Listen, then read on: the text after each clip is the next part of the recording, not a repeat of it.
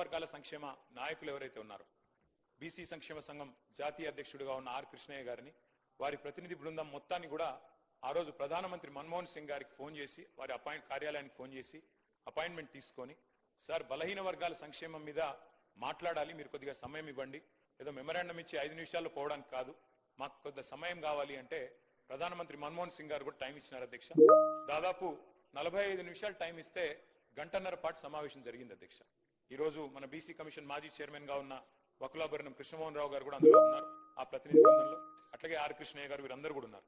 ఆ రోజు కేంద్ర మంత్రిగా కేసీఆర్ గారు డిమాండ్ చేసింది అధ్యక్ష ఆనాటి ప్రధానమంత్రి గారిని, సార్ ప్రతి రాష్ట్రంలో బలహీన వర్గాల సంక్షేమ శాఖ ఉంది, బీసీ వెల్ఫేర్ మినిస్ట్రీ ఉంది, దానికి బడ్జెట్ కేటాయింపులు ఉన్నాయి.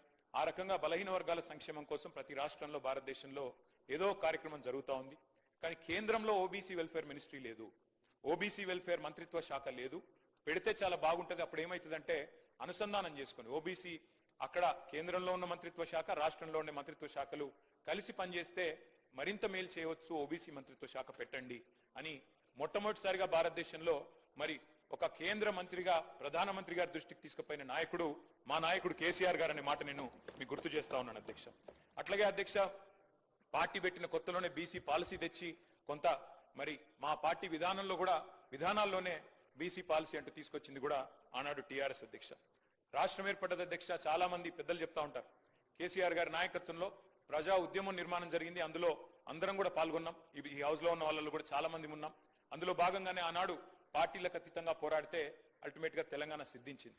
తెలంగాణ వచ్చిన తర్వాత అధ్యక్ష 2014లో మొట్టమొదటిసారి ఇక్కడ శాసనసభ కొలువు తీరిన తర్వాత తమరు కూర్చున్న స్థానంలో అధ్యక్ష అక్కడ కూర్చున్నది సిరికొండ మధుసూనాచారి గారు, బలహీన వర్గాల బిడ్డ స్పీకర్ గా ఇక్కడ, కౌన్సిల్లో శ్రీ కనకమామిడి స్వామి గౌడ్ గారు, అక్కడ చైర్మన్ గా స్వామి గౌడ్ గారు, ఇక్కడ మొట్టమొదటి స్పీకర్ గా మరి మధుసూనాచారి గారిని కూడా చేసుకున్నది ఆనాడు టీఆర్ఎస్ ప్రభుత్వం అధ్యక్ష.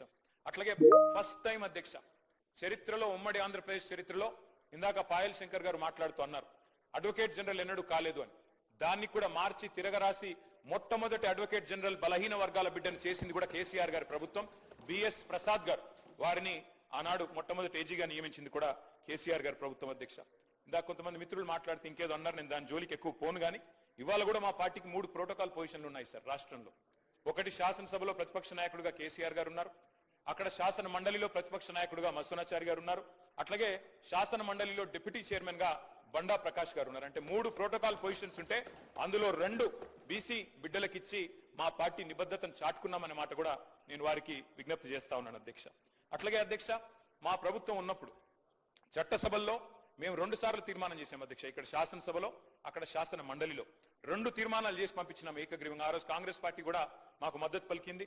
శ్రీధర్ బాబు గారు, బట్టి విక్రమార్క గారు ఆనాడు ఇక్కడ ఉన్నారు, వారు మద్దతు పలికినారు అధ్యక్ష.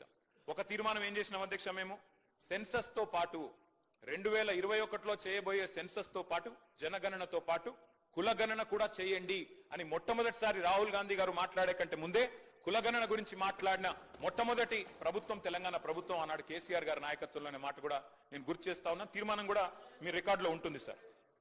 జాతీయ స్థాయిలో చేయాలని చెప్పాము, తర్వాత ఏం చేసామో కూడా చెప్తాను సార్. అట్లాగే చట్టసభల్లో కూడా రిజర్వేషన్లు ఇవ్వండి బలహీన వర్గాలకి, శాసనసభలో అదే విధంగా శాసన మండలిలో, పార్లమెంట్ లో కూడా ఓబీసీ రిజర్వేషన్లు తెండి అని చెప్పి కూడా మరొక తీర్మానం కూడా చేసి ఇదే హౌస్ నుండి మనం పంపించాము. కాపీలు ఎల్ఏ మినిస్టర్ గారి దగ్గర కూడా ఉంటాయి అధ్యక్ష, సెక్రటరీ గారి దగ్గర ఉంటాయి, కావాలంటే చూసుకోవచ్చు అధ్యక్ష. అట్లాగే ఆనాడు ఇప్పుడు పెద్దలు మంత్రి గారు మాట్లాడుతూ ఒక మాట అన్నారు అధ్యక్ష, సీలింగ్ పెట్టారు అని. అధ్యక్ష నేను దయచేసి నేను ఇది రాజకీయం కోసం మాట్లాడలేదు, కానీ కొన్ని విషయాలు ఎందుకంటే తప్పుదో పట్టించకూడదు అధ్యక్ష, ప్రజల్ని కానీ సభ్యుల్ని కానీ తప్పుదో పట్టించకూడదు. ఆ రోజు కమలాకర్ గారు కొంత మాట మాత్రంగా చెప్పే ప్రయత్నం చేసినారు. ఆ రోజు కాంగ్రెస్ ప్రభుత్వం ఆనాడు ఉమ్మడి ఆంధ్రప్రదేశ్ లో ఉన్నప్పుడు, కిరణ్ కుమార్ రెడ్డి గారు ముఖ్యమంత్రిగా ఉన్నప్పుడు, ఆ రోజు ఈ చట్టం ఏదైతే ఉందో ఉమ్మడి ఆంధ్రప్రదేశ్ లో పంచాయతీరాజ్ చట్టం కానీ మున్సిపల్ చట్టం కానీ వారు తెచ్చారు అధ్యక్ష. సుప్రీంకోర్టులో ఏం జరిగింది అధ్యక్ష ఇంతకీ? సుప్రీంకోర్టు 2010లో రాజ్యాంగ ధర్మాసనం అంటే కాన్స్టిట్యూషనల్ బెంచ్ సరిగా దానికి మించిన బెంచ్ భారతదేశంలో ఇది లేదు. రాజ్యాంగ ధర్మాసనం ఆ రోజు ఒక తీర్పు ఇచ్చింది అధ్యక్ష, 50% సీలింగ్. ఇది కేసీఆర్ గారో తెలంగాణ ప్రభుత్వమో బీఆర్ఎస్ పార్టీయో పెట్టింది కాదు అధ్యక్ష. ఈ సీలింగ్ పెట్టింది సుప్రీంకోర్టులోని రాజ్యాంగ ధర్మాసనం. దాన్ని అతిక్రమించే అధికారం ఈ దేశంలో ఏ ప్రభుత్వానికి లేదు, కేంద్ర ప్రభుత్వానికి లేదు, రాష్ట్ర ప్రభుత్వానికి కూడా లేదు. ఉన్న ఒకే ఒక్క మార్గం అధ్యక్ష, ఒకే ఒక్క మార్గం, మనం పార్లమెంట్ లో అవసరమైతే రాజ్యాంగ సవరణ చేసి రెండు పార్టీలు కనుక అనుకుంటే, ఇవాళ మెజారిటీ ఉన్నది బీజేపీకి, అక్కడ ప్రతిపక్షంలో ఉన్నది కాంగ్రెస్ పార్టీ. మాకైతే లోక్సభలో సభ్యులు లేరు, రాజ్యసభలో 4 సభ్యులు ఉన్నారు మాకు. కానీ ఇవాళ కావాలనుకుంటే బీసీలకు నిజంగా న్యాయం చేయాలి అనుకుంటే పరిధి అసెంబ్లీ కాదు అధ్యక్ష. ఇక్కడ మనం ఎంతసేపు మనం ఇక్కడ మాట్లాడినా, ఎంత గట్టిగా మాట్లాడినా, ఒకరి మీద ఒకరు ఎన్ని పంచులేసుకున్నా, పొలిటికల్ డైలాగులు కొట్టినా, నిజంగా న్యాయం జరగాలంటే మాత్రం పార్లమెంటులో రాజ్యాంగ సవరణ ద్వారా మాత్రమే, 9th షెడ్యూల్లో చేర్చడం ద్వారా మాత్రమే ఇది పరిష్కారం అయితే తప్ప వేరే మార్గం లేదు అధ్యక్ష. ఇది వాస్తవం. ఇది ముఖ్యమంత్రి గారికి తెలియదు, కేబినెట్ లో ఉండే మంత్రులకు తెలియదని నేను అనుకోను అధ్యక్ష. వారికి కూడా తెలుసు. కానీ వారు పాపం వారు ఇరుక్కొని పోయినారు అధ్యక్ష. నేను వేరే ఉద్దేశంతో చెప్పట్లేదు. మీరేమనుకున్నారు అధ్యక్ష? బీసీ డిక్లరేషన్ పెట్టినారు అధ్యక్ష కామారెడ్డిలో. పెట్టినప్పుడు పాపం వారు ఏం చెప్పాలి నిజాన్ని చెప్పడం?